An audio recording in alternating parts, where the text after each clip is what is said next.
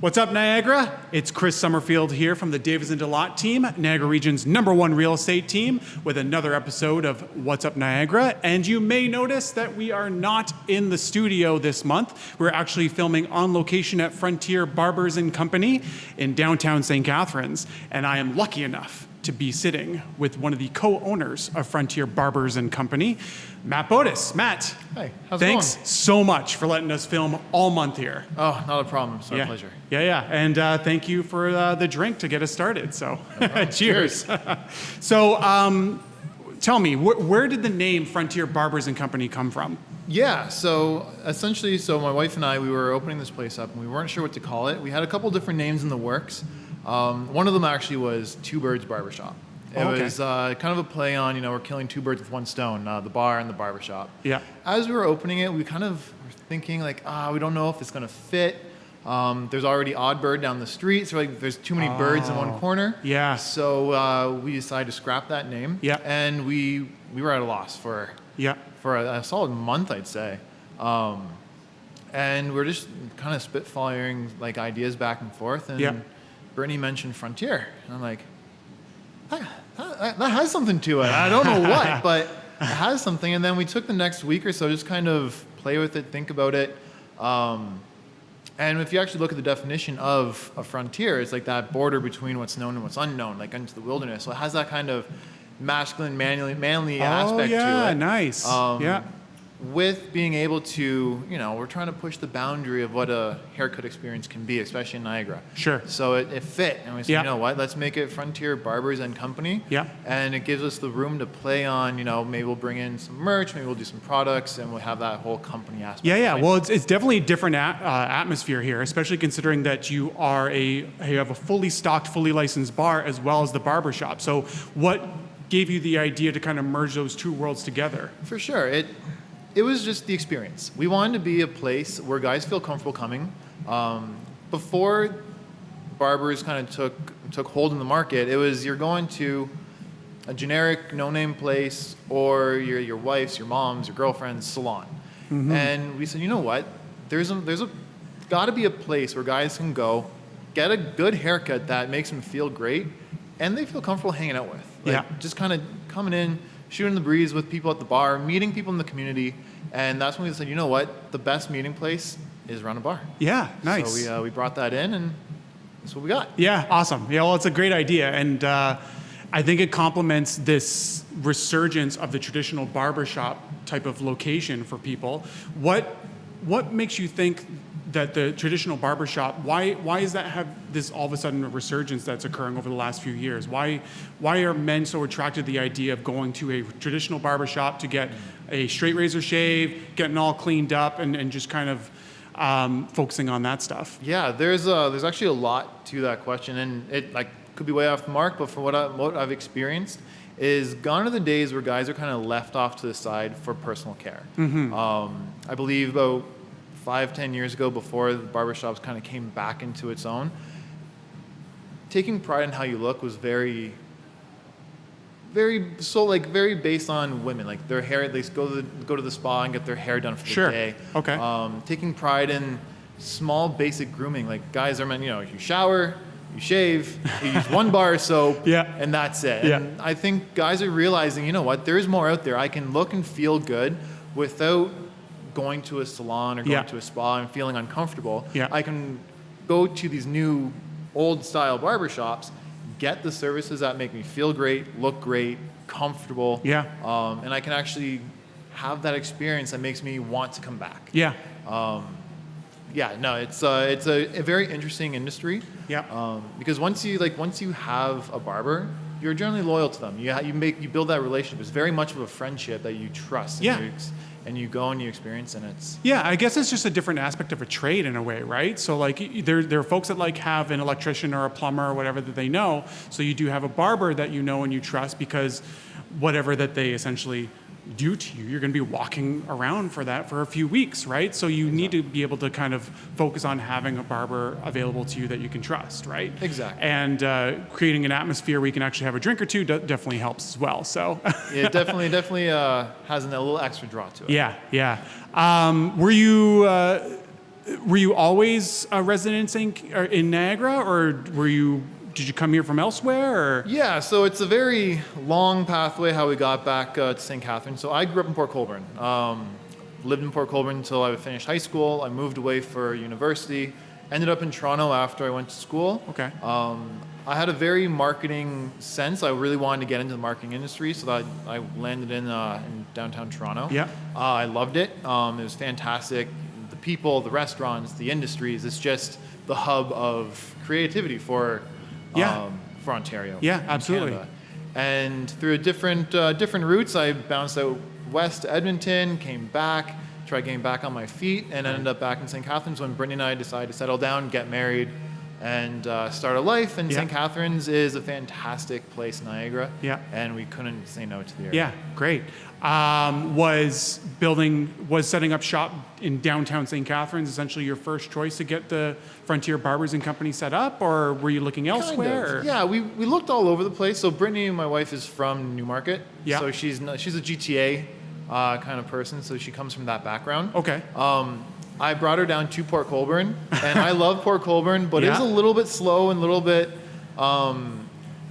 small. Yeah. For people, especially for someone that's from Newmarket, they might notice a very big difference between Newmarket and Port Colborne. Exactly. For sure. So there was a little bit of shell shock when she came down. Yeah. But for opening up the barbershop, we were really looking into major areas that have that creative hub with restaurants, with art, with music, with a good industry behind it. So there's a lot of resurgence in office spaces downtown, lawyers, consultants, real estate. There's a great mix of people in St. Catharines. Yeah. So we're looking in different neighborhoods that offered that kind of experience background. Yeah, and I noticed there's a little bit of camaraderie as well with a lot of the business owners in downtown St. Catharines too, right? Sure. I mean, peeling back the curtain a little bit, like the reason that this is set up is because last week we met Josh at Ludology, and he referred you to us to say that you might be a good fit as a guest, and he was obviously right. So I like the idea that there's a little bit of camaraderie as well with a lot of the business owners. Do you feel that with a lot more of the other business owners beyond Ludology? 100%. Yeah, no, Josh from Ludology is a fantastic guy. Mm-hmm. Really,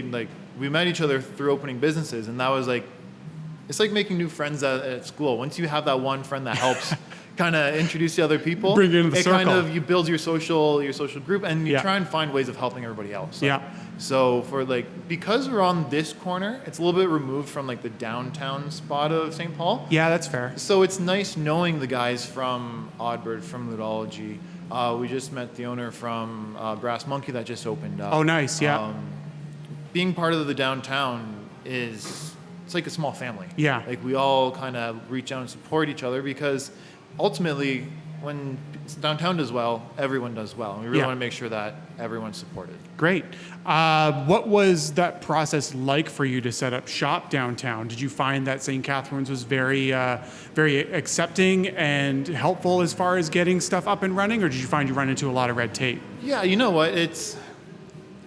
It was an experience that we weren't sure on how to kind of interpret. Mm-hmm. This is our first brick and mortar location, our first business endeavors. So we kind of came in here thinking we're going to get things done within a month. We'll open, open in the next week and a half. It was fantastic. Easy peasy, yeah. But unfortunately, there is, like any other city, bureaucracy and roadblocks. And it's personally looking at it, it's no fault of any person. It's just the system as a whole. Yeah. So there's minimum weights when you submit a permit. Yeah. I get it. You need to review everything. It's a busy office. But as a business owner, when you have money invested in a spot that you need to open, it makes it a little bit difficult. Yeah. It's things like that. It's for the most part, everyone at the city has helped out tremendously. Great. We worked very closely with the St. Catharines Downtown Enterprise Center, like the Small Business Enterprise Center. Yeah, nice. Okay. And they were fantastic. They helped us out with keeping the business plan on track, helping us find out what grants and what loans are available. Yeah. So for the most part, it has been a very, very well-oiled machine. Yeah. There are obviously issues when one department doesn't talk to another department, or scheduling, things like that. Sure. But I think that's really prominent in every city that you work with. I've heard I that. think so. Essentially, any business you end up running into as well, right? You run into Exactly. some bureaucracy with administration and whatnot, right? So, but I'm glad to hear that the Enterprise Center was very helpful in trying to get you guys up and running, because I've heard nothing but good things about them as well, right? Yeah. So, focusing on the St. Catharines Downtown Association, I know that they have a lot of initiatives to try to boost business and attract business to downtown St. Catharines core. Do you find that that association is doing enough to bring enough business down here? Is there room for improvement, or have you enjoyed the amount of efforts they've been putting in order to kind of make businesses work down here? Yeah, I think there's always room for improvement. You can have the best downtown association or the worst, and there's always room to grow and help the businesses downtown. Yeah. For us, we're kind of unique because we are part of downtown. However, we are on the other side of Ontario Street. Yeah. So initiatives that kind of take place on the St. Paul Strip Yes. don't always You don't get the impact us. favors We of don't- those things. Exactly. Yeah. One of the great initiatives, I love it, is the closure of downtown on weekends. Yes. I yeah. actually am a very big supporter of that. Yeah. It brings in foot traffic. It reduces car traffic, keeps it safer for the people walking around, which means the businesses can actually utilize that space Yeah. to help grow their businesses. Yeah. We don't benefit from it because we're not part of that group. Yeah. You're just one intersection away from it, essentially. Exactly. Right? So, yeah. So yeah, like it's very unique. Like we were able to do like some of the decals when it was Christmas time, but as our first year in business, it's kind of hard to know what to expect. Sure. So we'll probably have more information as the year kind of goes on. Yeah. But yeah, there's always room for improvement. There's, you can post more. Like I don't know. I don't know how it runs. Yeah. There's always ways to improve, whether it's new ways of marketing, utilizing existing partnerships, visiting locations more often. Yeah. There's always touch points. Yeah. But from our understanding, it's working. They're helping Yeah. everyone. They're doing the best that they can. Yeah. I think I'm with the greens with you there as far as the pedestrian walk they do for St. Paul Street. Like, it just seemed like it just occurred out of necessity, the way that things are right now. But it definitely seems like something that should stay. The pedestrian walk down St. Paul Street is something that has been able to kind of utilize the downtown core the way that it probably should be, getting Yeah. more foot traffic along the businesses and opening up a lot of the businesses that maybe doesn't have enough tables for people to kind of go inside, right? Exactly. So you come from a marketing background, Correct. and you've done a terrific job with marketing as far as Frontier Barbers and Company is concerned.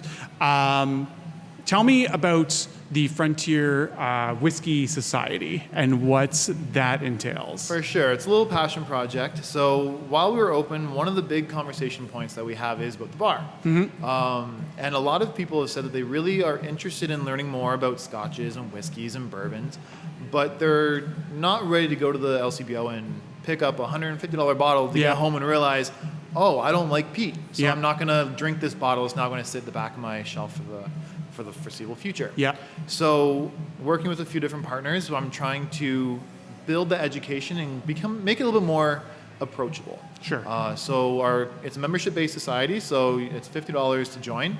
With that, you'll get your own personalized whiskey dram and a whiskey journal to keep Nice. track of what you taste. Yeah. And then that actually opens up the ability to book classes. Yeah. And then to start, we're trying to do one a month. We'll do 3 liquors, paired with a little bit of food from a local chef. Sure. So we have one coming in September. It's the St. Catharines Club chef will be preparing food. Oh, nice. And we Okay. have a registered whiskey sommelier that will actually explain what you're tasting. Yeah. And then the goal is, over the course of a year, you come to a few of them, you list what you like, what you don't like, you now have an understanding of, okay, if I'm going to go spend $150 at the store, this is what I'm looking for. Yeah, that's great. That's great to be able to open those that window of opportunity for people that are whiskey drinkers like myself, that is not interested in, like you said, dropping $150, $200 on a bottle of whiskey to try and test it out and realize that you don't like smoked whiskeys, essentially, right? So Exactly. And I found that was one of the biggest ones that I really didn't care for. It looks good on the bottle, but then when you drink it, it tastes like a campfire. It's not for me. So Exactly. And yeah. you know what? And it's such a diverse industry. Like, I know some people who love the smoke and the peat, Yeah. and I know some people who just hate it. Yeah. So having them come to these classes and say, okay, this is what you look for, you'll appreciate what you're tasting. Yep. You may not like it, but you can appreciate what they've done to get to that point. Yeah, perfect. And you know what, it's also a great time to get people together who are like-minded, kind of meet, see who else is out there, and build relationships and friendships. Awesome. That's great.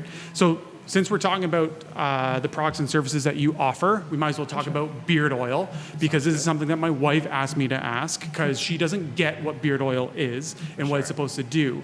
People that know me know that I've had a beard since I got out of high school. Not really long, but I keep it nice and clean. What is beard oil? Would I need it? What is its objective? Yeah, so beard oils there's a huge line of beard care products. Beard oil specifically, we have one. It's actually tailor-made specifically for us. Oh, nice. And Okay. it's based with it's avocado oil base. So the whole point of that is to nourish the skin and hair. So a big thing when you have a beard is dry skin underneath, itchy, dry, you get flakes, almost like a dandruff. So it's to help combat that. The oils that we have are very natural, very light. So when you do put it in, it doesn't look wet, but it's really it's there to really kind of soothe the skin, eliminate that itchiness, get rid of that dry look, and help the hair look the best it can. Okay. You can then navigate to beard balms, beard butters. There's a whole list of things out there. There's waxes and and they all are meant to either shape, style, treat your hair, your skin, and just get it to grow the way that you want it to. Yeah. I guess that goes hand in hand with what you were saying about men kind of getting more into and used to using just one bar of soap in the shower and kind of getting into other products for self-care, right? So I guess that kind of makes sense. Yeah. Would someone like would my beard need beard oil? Like, would I need something like that, or like would it just be based on the dandruff that might? So ultimately, it comes down to me. It comes down to personal preference. Yeah. If you don't like the way it feels, then maybe it's not the best for you. Sure. But it adds a little bit of scent. There's essential oils in it to help with a little bit of fragrance. Helps soothe the skin. So if you do find that you are itchy around the neck or the cheeks, it will help with that. If you're looking for that hydrated look and feel, it does help with that as well.